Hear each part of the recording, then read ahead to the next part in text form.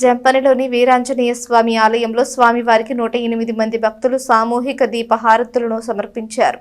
వేమూరు మండలంలోని జంపని గ్రామంలో వెంచేసి ఉన్న శ్రీ వీరాంజనేయ స్వామి వారి దేవస్థానంలో నిర్వహిస్తున్న వార్షిక హనుమత్ జయంతి ఉత్సవాలలో భాగంగా బుధవారం స్వామివారికి 108 మంది భక్తులు సామూహిక దీపహారతులు సమర్పించారు. ఉదయం స్వామివారికి అంగిరేకుల కుమారస్వామి దంపతులు, మన్నె శివ వెంకటేశ్వరరావు దంపతులు అభిషేకం జరిపించి పట్టు వస్త్రాలను సమర్పించారు. విశేష పూజ చేసి పల్లకి ఉత్సవం జరిపారు. తెనాలికి చెందిన శ్రీ రాఘవేంద్ర మెడికల్స్, శ్రీ శారద మెడికల్స్ అధినేతలు మాదాల శేషగిరిరావు, మోడీ బాల బుచ్చిబాబు దంపతులు దీపహారతుల కార్యక్రమాన్ని నిర్వహించారు.